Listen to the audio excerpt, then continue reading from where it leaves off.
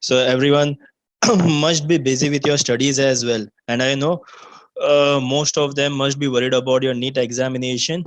So here we have a session which will uh, help you to cope up with your NEET examination. So my name is Jackson Nada, and I am here to help you all about how to study chemistry for your NEET examination. So in this session, I will be giving you all some tips and tricks about how you can study your chemistry and score good marks in your NEET examination. So before moving into the session, okay, so one thing you should always believe is that you can do it. Now, NEET examination, if you feel easy, then you can easily crack it. Okay, so you should always have a confidence in yourself and believe yourself that you can crack the NEET examination and come out with flying colors. And I hope everyone in this session will be a future doctors as well. So now we'll move on to the session. So initially, so we look at the pattern of the examination. Everyone must be aware of the pattern of the examination, but we will go through the pattern. So now in your NEET examination, the total number of questions asked will be 180. So total marks will be 720. That is, each question will be carrying 4 marks. So now number of questions in each section. For physics, the total number of questions asked will be 45, whereas the total number of questions asked in chemistry will be 45. You know, biology is the most important subject as compared to physics and chemistry for becoming doctor. So biology, it carries total 90 questions, and it has been divided into two sections, that is botany and zoology. So marking scheme, as I said, you all, each and every question carries 4 marks, that is 180 into 4 will be equal to 720. So if you answer correctly, you will be get awarded 4 marks, and if you give an incorrect answer, you will be deducted by 1 marks. As you all know, type of questions will be MCQ, and the exam mode will be pen and paper, and duration will be of 3 hours. So now, with respect to the marking scheme, you know, if you answer it correctly, you will be awarded 4 marks, and if you answer it, if you give an incorrect answer, you will be deducted by 1 mark. So here you have to be very careful. Okay, so in the further session, in the later session, I will be uh, giving you all ideas about how you can go with it. Now we'll move into the session. Now, before moving into the tips and tricks part about how to study chemistry, first of all, you should know what are included in chemistry. I hope most of them must be aware about the branches of chemistry. Now, chemistry has been divided into different branches, that is organic chemistry, inorganic chemistry, physical chemistry, and one more you have analytical chemistry. But analytical is not include that important for from your exam point of view. So we have only three, that is organic, inorganic, and physical. So chapters from organic, inorganic, and physical has been included in your NEET examination portion. Now, organic chemistry, you all must be aware of organic chemistry. It deals with the study of carbon and its compound, whereas inorganic chemistry, study of elements other than carbon, is included in organic chemistry. And physical chemistry, you must be aware, it includes all the experimental observations, all the hypotheses, different laws involved in chemistry and all. Okay, so now, hmm, now when you start studying for your NEET examination, okay, now you all must have started studying, everyone, for your NEET examination long time back. Okay, so now there might be few who might be thinking that you will be starting studying from next week onwards. Okay, so whenever you are starting to study for your NEET examination, one thing, you have to plan it properly. Now, planning means you have to jot out the important topics first and focus on these important topics more as compared to the other topics. Now, some of the important topics from your NEET examination point of view, we will be discussing in section wise, that is organic, inorganic, and physical. Okay, now organic chemistry. Now the organic chemistry, I have given here 6 important topics. So what are those 6 important topics? One is biomolecules and polymers. Then you have hydrocarbons. Then you have GOC, that is general organic chemistry. then you have alcohols and ethers, then you have amines and diazonium salts, then you have haloalkanes and haloarenes.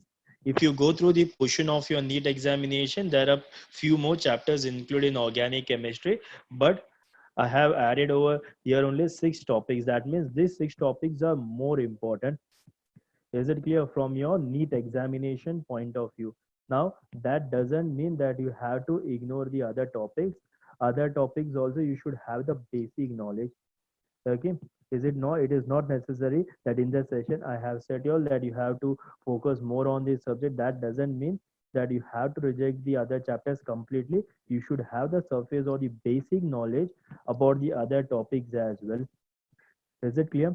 But now, if you can see, besides the topics, I have denoted each and every topic by E and D, where E stands for easy and D stands for difficult. Now, what do you, how you can differentiate an easy topic and a difficult topic? Okay, from your point of view, you might be thinking that easy topic is the one which you can study quickly, and difficult topic you might be thinking it is very difficult for you. Now I will give you all a simple idea about how you can differentiate between an easy and a difficult topic. The simple way of differentiating easy and difficult topic: now easy topic will take less time for you to study, whereas the difficult topics might take little few more efforts as compared to the easy topics. So that is the only difference between the easy and difficult topics. It is not like that you all will not be able to study the difficult topic. Each and every one can cope up with the difficult topic as well, very well. So keep one thing in mind: the easy topics you all can complete it very quickly, whereas the difficult topic will take little more effort as compared to that of the easy topic. So this is the only difference. Okay, now in terms of percentage of marks for important topics, now you can see the overall. Here I have mentioned the overall percentage of marks for organic chemistry. So for organic chemistry, the overall percentage of marks is 34%. Now out of this 34%, 26 percentage of questions from inorganic chemistry are asked from these 6 topics. Is it clear? So if you study the 6 topics very well, you can easily score 27%, 26% of marks, and you have to put little more extra efforts for scoring that extra 8% of marks in organic chemistry. Again, you can see over here, these are the approximate value which I have given. This is not the exact value. Okay, this value is approximate. That is, the total percentage of marks from important questions and topics in organic chemistry will be approximately equal to 26%, whereas the overall percentage of marks will be approximately equal to 34%. Now, in terms of total number of questions asked, in case of biomolecules and polymers, maximum 2 questions can be asked from these topics, whereas in case of hydrocarbons, maximum 5 questions can be asked. Now, we know under hydrocarbons, we have 4 different topics, that is alkanes, alkenes, alkynes, and aromatic compounds. Now, out of these 4 topics, aromatic compound is very much important. Out of 5, maximum 3 questions are asked from aromatic part. So in case of hydrocarbons, you have to focus more on aromatic compound. Is it clear? Okay. And then in general organic chemistry, maximum 2 question is asked. Alcohols and ethers, again 2 question is asked. Amines and diazonium salts, again 2 questions. And haloalkanes and haloarenes, again 2 questions will be asked. Is it clear? So this is about the important topics from organic chemistry from your NEET examination point of view. Next is inorganic chemistry. Inorganic chemistry, again we have 6 important topics from inorganic chemistry. So classification of elements and periodicity in properties, P block elements, coordination compounds, S block elements and hydrogen, chemical bonding and molecular structure, D and F block elements. So these are 6 important topics from inorganic chemistry. Again, the overall percentage of marks asked from inorganic chemistry is 34 percentage, and out of that 30 percentage of approximately 30 percentage of questions are asked from these important topics. So again, in terms of inorganic chemistry, you have to focus more on this 6 topics for scoring a good marks in NEET examination. Again, in terms of number of questions asked, classification of elements and periodicity and properties, maximum 2 questions can be asked. Then p block elements, again maximum 2 questions can be asked. Coordination compounds, 3 questions can be asked. So in p block elements also maximum 3 questions can be asked. Coordination compounds, 3 questions can be asked. S block elements and hydrogen, maximum 2 questions can be asked. Chemical bonding and molecular structure, again 4 questions can be asked. So in organic chemistry, the most important topic is chemical bonding and molecular structure, and p block are more important, and coordination, these three are more important. Okay, and then you have D and F block elements, again 2 questions can be asked from this topics. Again, I am repeating, these values are approximate values. Okay, so that means approximately 30% of questions can be asked from these important topics of inorganic chemistry. Again, I have denoted by E and D, so that is easy topics and difficult topics. So for easy topics, you may complete it very quickly, whereas for difficult topics you have to put little more effort as compared to that of the easy topic. So never get afraid or frustrated, okay, of these difficult topics. Study it patiently, you will be able to do it very well. Next is physical chemistry.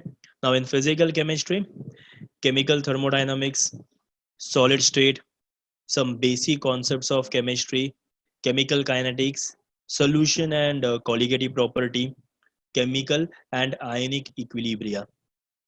Now, these are the 6 important topics from physical chemistry. So out of this, the most important topic is chemical and ionic equilibria. Okay. So again, the approximate percentage of questions that can be asked from these important topics is 25%, and overall percentage of marks asked from these topics, like asked from physical chemistry, will be 32%. Now, if you look at the overall percentage of marks asked from organic, inorganic, and physical chemistry, they're approximately same. That is, for organic, the overall percentage of marks was 34%. For inorganic, it was 34%, whereas for physical, it is 32%. So they are approximately equal to each other. That means organic, inorganic, and physical, all three are equally important for scoring good marks in NEET examination. So you all cannot ignore any one branch of chemistry. You have to study equally each and every branch of chemistry, that is organic, inorganic, and physical, if you want to score good marks in NEET examination. And the purpose of showing you all the important topics, okay, this will give you all an idea about from where to start chemistry for NEET studies. Now, because most of them are usually confused, when you take out the book, you all usually get confused what to study.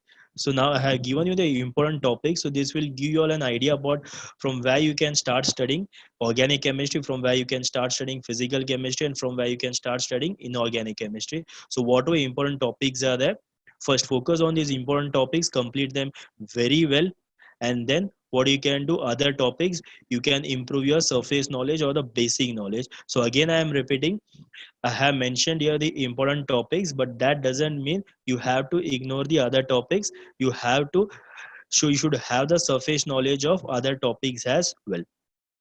Okay, for why? Because one simple example I will give you all, surface chemistry. Now surface chemistry, mostly I can say in each and every year NEET examination, very simple questions are asked from surface chemistry. So even if you have a surface knowledge in, you don't have to study much for surface chemistry, but even if you have the surface knowledge of surface chemistry or basic knowledge of surface chemistry, you will be easily, you can easily solve the questions asked from surface chemistry. So always have a basic knowledge of the other topics as well apart from this important topics, and focus more on this important topic in order to score better marks in your NEET examination. Okay, now the most important question that clicks in everybody's mind when you open the book, how to study, right? Now usually what happens when you open the book, you might be filled with full of josh to study, but when you open the book you might get confused about how to study. So that is the main question which is asked by most of the students. So you can see the emoji itself is confused over here about how to start studying chemistry for your NEET examination. So now I will give you all the ideas, and I assure you that these ideas will definitely help you all to score good marks in your NEET examination. Now, again, we will be taking section wise. First of all, organic chemistry. Now, organic chemistry. Now, most of them have an phobia of organic chemistry. Now, there are various reasons of having phobia for organic chemistry. So, because most of the students, when they enter into 11th and 12th, so before entering only, their friends, their cousins or relatives, they give a phobia, saying that organic chemistry is very difficult. Okay, so remove those phobia from your mind. Think organic chemistry is very easy, and I assure you, you will be able to study organic chemistry very well. In organic chemistry, and out of the three branches, that is the organic chemistry, inorganic chemistry, and physical chemistry, I can personally say that organic chemistry is the easiest part. I will tell you why it is the easiest part among all the three. Now, for organic chemistry, you have to study GOC, that is General Organic Chemistry, very well. Why? We know organic chemistry is the study of carbon and its compound. So you should have the knowledge of general organic chemistry very well, because in general organic chemistry you will be studying about, you can see over here, electrophiles and nucleophiles. You will be studying about resonance and conjugation. You will be studying about isomerism. You will be studying about IUPAC nomenclature. Okay, so these are the basic things before studying the chemical reactions. If you don't have this basic knowledge, you won't be able to understand any chemical reactions in your organic chemistry. So for to study general organic chemistry, okay, that is the first chapter that you have to study in organic chemistry. Okay, once you study general organic chemistry, you will get the basic knowledge of organic chemistry, and then you can go to the chemical reaction topics and all, as well as IUPAC nomenclature. IUPAC nomenclature is also very important. Why IUPAC nomenclature is very important? Suppose if a question is asked, how will you convert 2-methyl to 2-methyl 2-chloropropane? Okay, so 2-chloro 2-methyl propane into 2-methyl propane 2-ol. If you like this is these are the IUPAC names of the compounds. If you are not able to write the structures from the given IUPAC nomenclature, then you will be not able to solve the chemical reactions as well. So it is very important to have a very good knowledge about IUPAC nomenclature as well, because it is the basic of a chemical reactions. So in organic chemistry, first start with general organic chemistry and develop your basic knowledge and understand the concept very well, and then organic chemistry will become very easier. Is it clear? Now, in terms of chemical reactions, and also one more thing you should remember, from isomerism and IUPAC nomenclature, mostly one question is always asked. Okay, mostly. So practice them properly, IUPAC nomenclature, and also understand the concept of isomerism very well. And then next point is try and understand the chemical reactions and never try to recitate the chemical reactions. Now, in your school level, you almost have studied history, geography, and in history, geography, most of them have developed an habit of recitating the answers. You all just by heart the answers, and then you all go in the examination all and just write the answers, and you come back without understanding. So these skills, most of them have developed from your school level only, but that will not work in a case of chemical reactions. So chemical reactions are not meant to recitate. Okay, it is not a poem or something that you will recitate a chemical reactions. You have to understand the chemical reactions, because in the first chapter of your 11th standard, that you had 11th standard, you had a topic. Okay, in that topic, some basic concepts of chemistry, you must have learned a law, that is the law of chemical combinations. Okay, so for in that law, you have a law that is the during any chemical combination, mass is neither created nor destroyed. What does that mean? Mass of the reactant will always be equal to mass of the product in a given reaction. So according to that, what do you mean? The number of atoms on the reactant side and the number of atoms on the product side always remains the same. What is that? It is just the manipulation that takes place in the arrangement of atoms. Okay, so in the reactant side, the atoms, they just rearrange each other, and then they will get converted into product. So this is what you have to understand in a chemical reactions, about how the atoms are getting rearranged and how they are getting converted into product. So if you understand this funda about how these atoms are getting rearranged to get converted into a product, the chemical reactions will become very easy, And once you understand this, the chemical reactions, you will never forget the chemical reactions. Is it clear? Okay, this is the first step of understanding, that you have to understand the chemical reaction, that is about how the atoms rearrange themselves, resulting in the formation of the product. Okay, that is the first step. Suppose if it is not successful for you all, even after understanding the atomic rearrangement, suppose if you're not able to still, if you find difficult to remember the chemical reactions, then you will go to the next step. What is the next step? Write and practice the chemical conversions very well. Why? Because 3 to 4 questions are always asked from chemical conversions in organic chemistry. Now, make a separate book for practicing chemical reactions, and every day practice 5 reactions. Okay, so that you can easily cover the complete reactions in organic chemistry, and you can master yourself in organic chemistry. So this is the 2 ways of mastering yourself in chemical reactions. First thing, do not recitate, and try to understand how the atomic rearrangements are taking place on the reactant side to get converted into the product. And second thing, practice chemical reactions very well. Yes, keep on practicing chemical reactions until unless you become a master of chemical reactions. That will definitely help you all. You can see in that picture as well, the more you understand, the easier it is to understand more. Because most of them say, I can't understand the topic only. What is the reason behind that? Because you yourself do not put effort to understand it. So once you put effort by yourself to understand it, then it will become easier to understand more about the topic. So put that effort for understanding. So I will give you for a few more ideas about how to study the chemical reactions. This is what I call it as a mind map or a concept map. Now, for studying the chemical reactions, the most easiest way, you can make a concept map or a mind map according to yourself. You can see in this single page how many reactions we have. If you count 1, 2, 3, 4, 5 reactions on left hand side, and 1, 2, 3, 4, 5, 6 reactions on right hand side. Now the left hand side, you can say these are the reaction, that is alkylides to R dash OH. These are the preparation methods for alcohol. And on the right hand side, we have the reactions of alcohol. So in this single page, we can cover the entire reactions involved in alcohol's topic. So how many reactions over here? 1, 2, 3, 4, 5 topic, 5 and total 1, 2, 3, 4, 5, 6 total, 11 reactions from this topic. And always remember only the general reactions. You just remember the general reactions, because according to the product you have to just alter the value of the R. You can see for converting alkyl halides into alcohol, we have to react the alkyl halides with aqueous KOH or aqueous NaOH, that is aqueous alkali. So suppose if I want to prepare ethyl alcohol formula is C2H5OH. So what will be the value of R? The value of R will be C2H5. So what we have to do in case of alkyl halide, the alkyl group will be C2H5, and halogen you can use Cl or Br. Is it clear?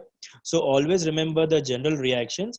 What we have to do according to the product, we have to just replace the value of R. So just remember the general reactions, and according to the product you just replace the value of you can easily learn the reactions. Similarly, if you want to convert alcohol to alkyl halide, what is the reactions? Alcohol we can react with hydrogen halide, that is one option. Second option is alcohol reaction with phosphorus trichloride, and third reaction is alcohol's reaction with phosphorus pentachloride. Suppose if you use phosphorus trichloride or phosphorus pentachloride, it will result in the formation of alkyl chloride. Suppose if you want to prepare alkyl bromide or alkyl iodide, then you have to treat alcohol with hydrogen halide. Is it clear? So in this way, you can learn the reactions. So in alcohol's topic, total how many reactions? 11 reactions. So now another topic is amines. Again, left hand side reactions indicate the preparation of amines, and right hand side reactions indicate the reactions of amine. Again, if you count the total number of reactions, how many number of reactions you will be having? 1, 2, 3, 4, 5, 6, 7. And here 1, 2, 3, 4, 5, 6, 7, total 14 reactions. So in the previous chapter, alcohol chapter, you had 11 reactions. Here you have 14 reactions. Total how many reactions? 25 reactions. Now again, you have the entire reactions of amines in a single page. Now if you look at these two reactions, you can see over here, R R dash CONH2 on reaction with lithium aluminum hydride followed by acid hydrolysis results in the formation of amine. Similarly, in the last reaction as well, amide on reaction with bromine and aqueous alkyl results in the formation of an amine. Now both the reactions are same, but what is the main difference? In Hoffman bromamide reaction, you should remember, okay, the amine which is formed will contain one carbon atom less than the amide, and in this case the amine which will be formed will contain the equal number of carbon atoms as present in the amide. This is the difference between the two reactions. So I have not made a note. If you want, you can write, you can put a star mark and write a note over there and keep for your better understanding. Now this concept map I have made according to my own understanding, so you can make the this is just an idea for you all, but concept map make by yourself. Okay, and whatever points you want to remember, you can add all those points and make a proper concept map which will be useful for your better understanding. Is it clear? So total how many reactions now? Alcohol 11, amines 14, that is 25 reactions. Next is alkyl halide. Now again alkyl halide, from left hand side to right hand side, that is the preparation of alkyl halide, and next is the reactions of alkyl halide. So how many reactions in this case? 1 2 3 4, and 1 2 3 4 5 6 7 8 9, total 13 reactions. So 25 plus 30, total how many? 38, 25 plus 13 will give you 38 reactions. Is that clear? Now total 38 reactions, and then few more chapters are there. If you include all the reactions, it will go up to 70 reactions. Now just imagine, suppose if you practice 5 reactions a day. Suppose if you practice 5 reactions a day. So can't you complete the entire reactions before your examination? And that too very well, because you are practicing only 5 reactions very well. So if you sit for half an hour and practice 5 reactions daily, okay, your entire chemical reactions will get over within 14 to 2 weeks to 3 weeks. So this is the way of studying the chemical reactions, and this will make your studies very easy. So never be afraid of chemical reactions. Chemical reactions are very easy, just understand. And again I am repeating, you have to just remember the general reaction. See, if you want to convert R dash X, that is alkyl halide, to R dash CN, that is alkyl cyanide, okay, you can see R remains the same, only the functional group is changing. That means according to your product you have to just replace the value of R. So that is the way to study the chemical reactions. Is it clear? So this way, if you will study, it will become very easy for you all to complete the chemical reactions within 2 weeks of time. Okay. So that is about the organic chemistry. So and one more, sorry, one more thing I would like to share with you all in terms of organic chemistry. Now there are certain reactions in organic chemistry which involves 2 more steps. So this is a mind map for a 2-step convergence. Now you can see over here, I have given you a chain of reaction in this. Now say first you are starting from alkyl halide. So if you want to convert alkyl halide to carboxylic acid, there is no direct reaction for converting alkyl halide to carboxylic acid. So first what you will do, you will convert alkyl halide to alcohol by making use of aqueous alkali, and then alcohol you can convert to carboxylic acid by making use of an oxidizing agent, that is alkaline KMnO4. Is it clear? So this is a 2-step conversion. Okay, sometimes in your NEET examination, sometimes questions can be asked. R dash CH2X aqueous QH gives X, then X on alkaline reaction alkaline KMnO4 gives Y, and then Y on reactions with ammonia heating will give you Z. So identify X, Y, Z. So chain of reaction. Okay, so in this way you can make a concept map according to, okay, so study that will definitely master yourself in organic chemistry and master yourself in actions as well. Okay, so always keep in mind, understand the chemical reactions rather than recitating it. Next, inorganic chemistry. Now inorganic chemistry, it is full of, it is not most of theory, right? Inorganic chemistry, like it is plenty of theories involved in organic chemistry. So again, in organic chemistry you have to make your basic concept very clear. Now how you can make your basic concepts very clear? By reading your textbook. I would prefer NCERT textbook, but if you have a state textbook, you can read your state textbook as well. That too is good. But and then whatever like notes you have for NEET, from that you can cover the extra points. Is it clear? It is not. If you don't have NCERT textbook, refer your state textbook, read your state textbook very well, and then for the extra points you can go through your notes whichever you'll be having for NEET. Okay, now So first of all, make sure your basic concepts are very clear, and for basic concepts you have to read your textbook very well. Okay, I know most of them feel it very bored to sit and read your textbooks. It's a very difficult task to sit and read a textbook, but you don't have any other option. You must be aware of Bahubali movie, right? Everyone must be watching movies, so I'll give a simple idea. Now whenever a movie is made, right, the story writer, he takes his script and he just goes to the director and reads the entire story. It is not like that the story writer, he just explains the story to the director in short. He gives the script to the director and the director reads the entire script. That means he reads each and every point to understand the story very well. Why? Because if he'll not understand the story very well, then the director won't be able to bring that story, picturize it properly. So understanding is very important for him, for the director to achieve success in the movie. Similarly, if you want to master yourself in organic chemistry, then definitely you have to read your textbook. Without reading your textbook, your basic concept will never get clear. And in terms of inorganic chemistry, we had periodic table and chemical bonding. It has important topics, right? And you should remember, periodic table and chemical bonding, they are the backbone to inorganic chemistry. So you should have a very strong knowledge of periodic table and chemical bonding, and also learn the periodic trends very well.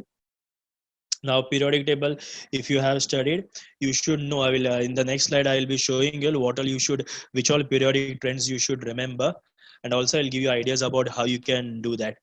And also plan to learn the reactions in P block, S block, D and F block elements as well, because we have a few reactions in P block, S block, D and F block elements as well.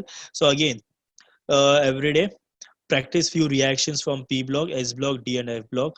Accordingly, you can complete the reactions of these three topics from inorganic chemistry as well. And for inorganic chemistry, follow the sequence of the chapters very well. For organic, I had said you will be starting with general organic chemistry, and then alkanes, alkenes, alkynes, aromatic compounds, and then you can go to the reaction topics. Now for inorganic chemistry, you will be starting with periodic table. So once you study periodic table very well, then you can go to S block and P block. And once you complete S block and P block, then you can go to D and F block elements, and after that you can study chemical bonding, because once you can study chemical bonding, you will get an idea about coordination bonding as well. Okay, and then once you get the idea of coordination bonding, then you can move on to the coordination compound topic, and ultimately metallurgy, and then you can add hydrogen and other topics as well. So this is a sequence of studying inorganic chemistry. So if you follow this sequence, and if you read your textbook very well, and if you understand the concept very well, then you can master yourself in organic chemistry as well. Now you can see these are the few techniques about how you can study periodic table, because you have to master yourself in periodic table if you want to make your inorganic chemistry very strong. So you can see the trend over here. Now there are various periodic trends like ionization energy, electron affinity, non-metallic character, metallic character, atomic radius along the period as well as along the uh, row, along the period as well as along the group as well. And you should know the meaning of each and every term as well: ionization, enthalpy, electron affinity. Each and every meaning also you should understand and keep. Okay, or else you can go to the table also. You can see the table. In this table, each and everything is given. If you move from top to bottom in a group, the atomic radius will increase, whereas the ionization energy will decrease, whereas electron affinity will decrease, and electron negativity will decrease in that way. Now next is P block elements. Now you know P block is one of the lengthiest topic that you have, and I assure you, I guarantee, I can say that most of the students, when you open the P block element, you all are going to immediately close the book and go to sleep. Why? Because most of the students have an habit of counting the number of page for a particular topic. So if you count the number of pages for P block, it is quite a large, huge number. So definitely, okay, your mind will get restless and you won't be able to study. So that is why if you want to study P block elements, you can make a concept map or a mind map like I have shown. Now this mind map is not made by me, this is made by my students.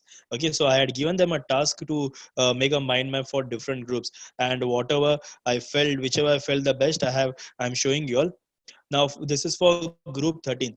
So this is the way. Now when a student makes for himself, okay, it will provide a better understanding for him or her. So that is why I'm saying, now this is the mind map which I'm showing you all just as a sample. Okay, now you can make the mind map by yourself as well, and there you can add the points which will make you your understanding better.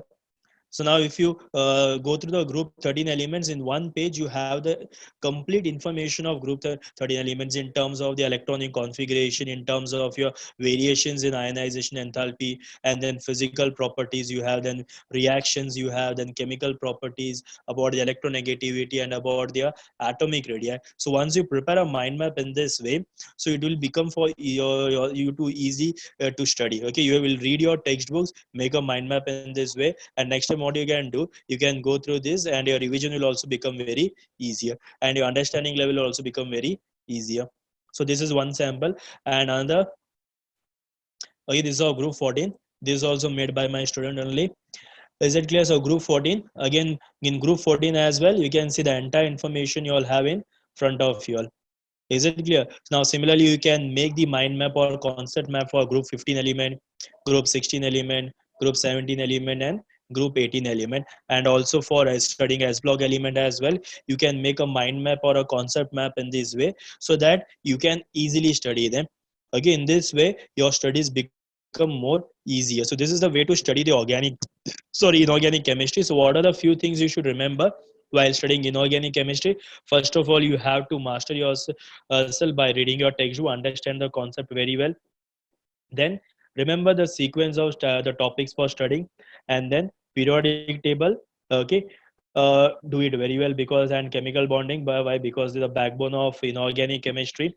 And periodic table, you have to understand the periodic trends very well, and make mind maps for studying P block elements and S block elements. Okay, so in that way you can master yourself in your inorganic chemistry. Okay, I'm guaranteeing you all, if you follow these instructions. Now next is physical chemistry. Now few must like as I said you all, few might be finding organic chemistry difficult, few inorganic. Okay, organic because of chemical reactions, inorganic because of theory. Now physical chemistry, most of them must be finding difficult because of the numericals. Okay, because we know most of the doctors, they hate maths nowadays. There is an option of dropping maths and taking psychology. So we find plenty of students dropping maths. That means they are least interested in numericals, and such students find difficulty in physical chemistry as well.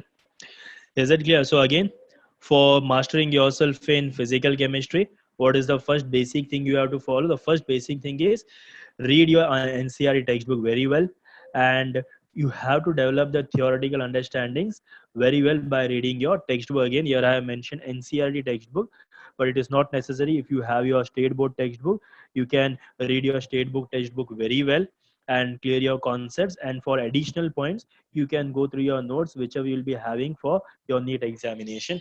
And next thing is use logic to understand the formula, and don't buy at the formulas. Now here I'll explain you. You all must be going to classes. In your classes they might be telling you all, okay, then like if you want to solve numericals, buy at the formulas and keep, so that you can solve the numericals very well. But biating is of no use for solving the numericals.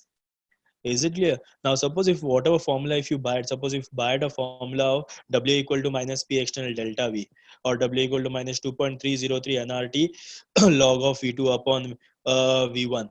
Okay, now you know the formula. Now both the formulas are of work only. Now if you just by the formulas, when examination you will get confused about which formula to apply. Is it clear? So that is why I'm saying you have to understand the logic behind each and every formula. That means you have to understand the concept behind each and every formula. So if you understand the concept, you will definitely be able to apply the right formula at the right moment. Is it clear? So understand the concept and logic behind each and every formula, so that during the examination you shouldn't get confused about which formula to be applied. So this is the first step for the numericals. Understand the formulas, concept of each formula. And the second, then practice the numericals very well from your NCERT textbook. Again, if you have your state textbook, you can practice numericals from your state textbook as well. Is it clear? So practice the numericals very well. Practice one time, two times, three times, practice very well. And the next is remember the constant terms along with their units. Now in physical chemistry, again, you will be having plenty of constant terms like ubuloscopy constant, cryoscopy constant, rate constant, so different constants you have.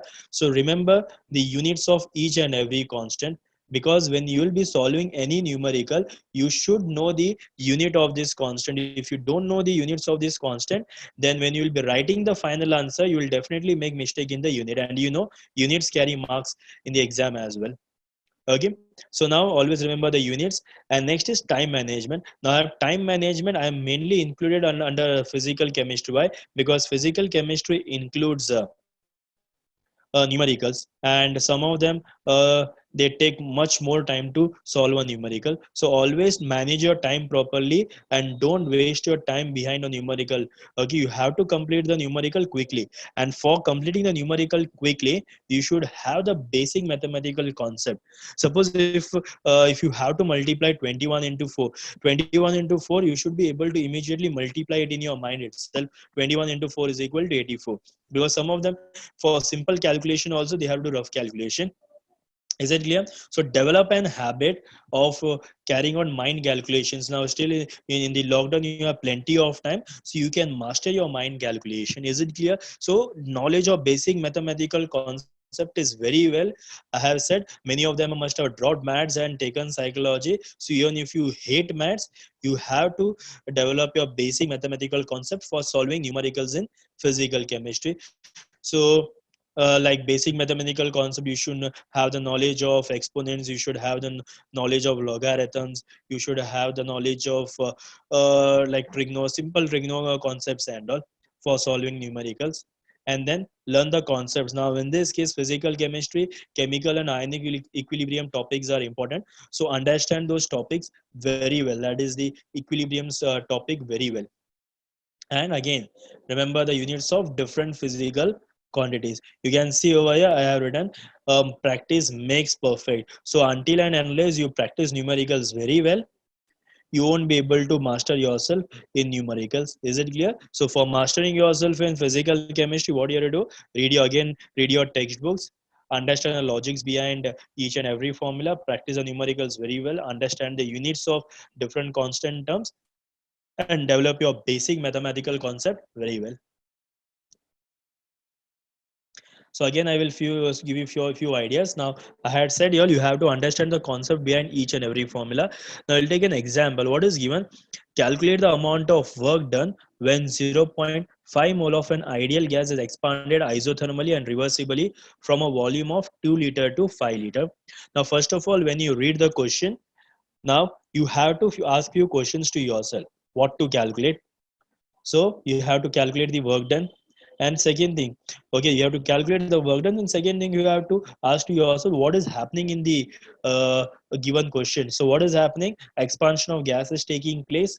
Okay, after this, you have to check out the given conditions. So what are the given conditions? Isothermal and reversible. Then you have to, from these three questions, that is what to calculate, what is happening, and from given condition, you have to identify the concept. So which concept it is? It is the concept of maximum work, right? Now you got the concept, that is maximum work. And what is the formula for calculating maximum work? Minus 2.303 nRT log of V2 upon V1. And then you can substitute and calculate the answers. Again, important point to be noted, remember the units. So this is a stepwise way in which you can calculate the numericals.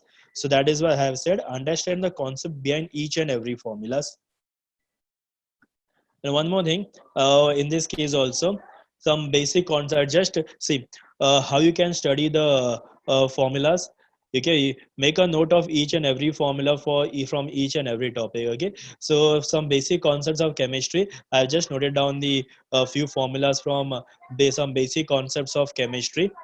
Okay, this I have typed in the computer, and I have noted it. Suppose if you're not interested in typing in the computer, what you can do, you can write in a book and keep. That is a very good habit of writing. The more you write, the more you understand. uh, the more the the more you the more you write, the more you understand the topic. Is it clear? So write the formulas and practice the formulas. Okay, so in that way you can jot out all the formulas from a particular topic. Next is again, okay, concept map. In our concept map, again, this is for chemical kinetics. Now see, entire topics of chemical kinetics, I have written it on a single page. You can see. So now, first of all, chemical kinetics. Now, chemical kinetics, under chemical kinetics, you will be studying one important thing. You will be studying about the rate of reaction. Another important thing is chemical kinetics is based upon the collision theory. Now, collision theory. You can see the here collision theory.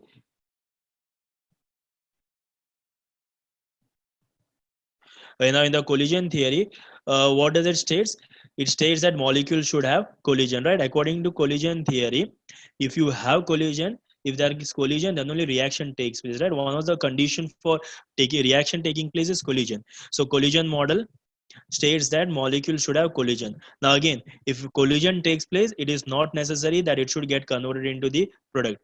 That is, collisions can be inefficient, that is not getting converted into product. Sometimes collisions might get converted to activated complex, and sometimes collisions will be efficient, and if it is efficient, then it will get converted into the product. Is it clear? That means the reaction will take place. Okay, so collision is necessary for get reactant getting converted to product. Understand?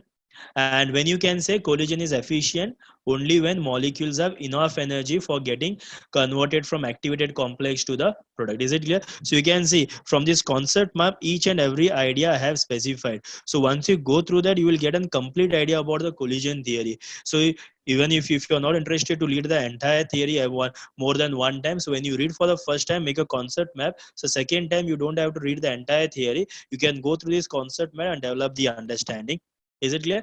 And then you can see the energy profile diagram you have given. So in this case, there are two activation energy. One activation energy that is between the reactant and the transition state. Another activated energy of activation is between the product and the transition state. So the energy difference between uh, reactant and the transition state will be called as the activation energy for forward reaction, and the difference energy between the product and the transition state will be the activation of energy for back reverse reaction. Is it clear? Then similarly, when you consider rate of reaction, see, rate of reaction depends on the factors of concentration, temperature, and catalyst. Now catalyst, what does it do? It just changes the value of energy of activation. Either it will lower the value of energy of activation, or it will increase the value of energy of activation. So accordingly, you will get change in the reaction. Then rate of the reaction, how you can write? You can write the rate of reaction in terms of concentration of the reactants. Again, K will depend upon the temperature. And how we can write the value equation for K? Equation of K can be written in this way, that is K equal to A into E raised to minus E upon RT. Okay, so see again, factors affecting rate of reaction is temperature. Why? Because K depends upon temperature. That is why temperature will affect the rate of reaction. Is it clear? Okay, so in this way, you can make a, this I have given for chemical kinetics for studying chemical equilibrium as well. If you make a concept map in this way, then it will become very easy for you all to understand the concept, and also when you have to carry out your revision, it becomes very easy for you. So this is the way to study the topics.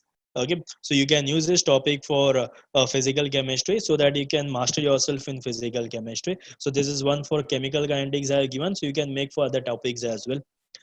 Okay, so now so we have gone through the tips and tricks about how to study for organic, inorganic, and physical chemistry. And definitely, if you will follow, you can master yourself in all the three branches of chemistry, that is organic, inorganic, and physical chemistry. Now we will move on to the general tips and tricks for studying. First of all, plan a study timetable every day. Now when you plan a timetable, then only you will be having some aim, like about when to get up in the morning. Just imagine, suppose if you don't have a proper timetable, only you will get up according to your own speed time, right? 10 o'clock, 11 o'clock, 12 o'clock. So by that time you will be able, you'll be sitting for studying, the half of the day must have passed away. So plan accordingly. And when you plan your study timetable, make it in such a way. Now what you can do, which are topics you feel difficult. Now you have three branches, right? Organic, inorganic, and physical. Now if you feel chemistry is difficult, what you can do, early morning when you get up, read your textbooks for 1 hour. Read your textbook, mark the important points, or make a concept map by yourself and understand the concepts very well for 1 hour. Okay, suppose if you studied chemical kinetics today, you got up early in the morning at 6 o'clock, 1 hour you read the textbook of chemical kinetics, you marked all the important points, everything you studied, and night before going to sleep, what you can do, 1 hour you can solve the MCQs of chemical kinetics. So you have a gap of almost 12 hours between morning study and solving MCQs. So what will happen? You will come to know by yourself how much you can remember when you study a point, when you read your textbook, how much what are things you can remember in chemical kinetics. Then accordingly you can rectify your studying pattern. Is it? So this will be helpful for you to mastering you any topic. Okay, so early morning, what you can do, you can read the textbook, and then at night before going to bed, you just solve few MCQs depending on it. Okay, I hope you will definitely follow this idea. And then next is read NCRT book 2 to 3 times. Okay, now again I had said to get up early in the morning, 6 o'clock. Suppose early in the morning, 6 o'clock, if you feel lazy, you can ask your mom to make a coffee or a cup of tea. Your mom will definitely make for you a hot cup of tea or a hot cup of coffee. So take a sip of a hot cup of coffee or a tea and just sit and read your textbooks. And when you read a textbook, have a smile in your face and read it like a storybook, or you read it like a novel. Or if you like reading newspaper, read it like a newspaper also. Okay, but don't sit and read your textbook with a very irritated face. Is it clear? So read your textbooks 2 to 3 times if you master yourself and score good marks in it. Clear? And then again, make separate notes for reactions, structures, formulas, and numericals. That means you have to segregate your studies properly. That means reaction separately, structure separately, formula separately, and numerical separately. So that what happens, if you want to revise something, if you want to revise reactions, you have don't have to search your book. It will be available in a single book, so that it will be easy for you all to search and study, and you will there will be less wastage of time. So segregate your study properly. And the next is use sticky notes, flashcards, mnemonics, etc. Now you can see, if you feel any topics difficult, you can make a sticky notes of that topic and stick it in your room, so that when you get up early in the morning, it will you can just go through that topics again. That means you will always have a memory of those topics, and definitely you can do well in those difficult topics as well. So use make your sticky notes, flashcards, mnemonics, etc. And next is most important record, I will say LRT. LRT is the last revision time, like mostly 2 to 3 weeks before your exam. I will say 18 days before your examination, stop studying any new topics. Okay, 18 days before your examination only, stop studying any new topic. And last 18 days before your examination, okay, 6 days for organic, 6 days for inorganic, and 6 days for physical. Revise your topics very well. Is it clear? So last 18 days, keep it for revision. Okay. So first, like that also you can 4 days revision of organic, 4 days revision of physical, and 4 days revision of inorganic. So total 12 days. More 6 days are left. Again, 2 days revision of physical, 2 days revision of organic, and 2 days revision of inorganic. So in that, plan your revision. That is the last revision time is very important to go through your entire topics whichever you have studied. So last 18 days, don't go for any new topics. Next is utilize your leisure time. Now you must be having a plenty of leisure times during this lockdown period, and I know most of them must be very happy for the leisure time, because they get plenty of time for using the social networking site, and they have plenty of time for playing games and everything. Okay, but one thing I will say, you do use your social networking site, you do play games, but always remember, first complete your studies, and then you can utilize the leisure time for whatever work you want to do. Is it clear? So enjoy your leisure time and refresh your mind as well. And then practice previous year's question papers. So whatever question papers you have, practice those question papers very well. Okay. And next is ask your doubts frankly. Now this is the most important part, because most of them feel shy to ask doubts, or most of them are afraid to ask that. You should be frank enough to clear your doubts. Until and unless you don't clear your doubts, you can't study well in your examination and score good marks in your examination. Is it clear? And next is selection of questions during exam. I had said you all, like for +4 for right answer and -1 for wrong answer. So selection of question is very important during the examination. So whichever questions you are confident enough, first solve those questions. So complete those solving those questions which are more confident, and then you can come back and solve the other questions. Is it clear? And one more thing, because uh, and and stop believing rumors, because when you come close to the examination you'll be getting plenty of rumor messages, that these questions will be asked in the examination, so and so questions will be asked in the examination, study so and so books, because this year questions are going to be asked from so and so notes. Okay, stop believing any rumors, you just focus on your studies and follow the instructions that I have given you all, and follow the ideas that I have given you all, and study in this way. I'm definitely guaranteeing you all, you will definitely score good marks in your NEET examination. And more, what is the best thing? You have to be confident and believe in yourself. Why? Because believe in yourself, know that there is something inside you that is greater than any obstacle. So if you believe in yourself, you will be easily, you can easily overcome all the obstacles and score good marks in your NEET examination. And finally, I, even whenever you suppose if you feel low while studying, you can have these three magical words, that is I can, I will, and I must. So you can close your eyes and you can say these magical words to yourself. It will definitely make you all stronger, and I hope everyone will be future doctors as well. Okay, so I hope this was a wonderful session, and I definitely guarantee you, if you follow these tips and tricks which are given by me, you will definitely score good marks in your examination as well.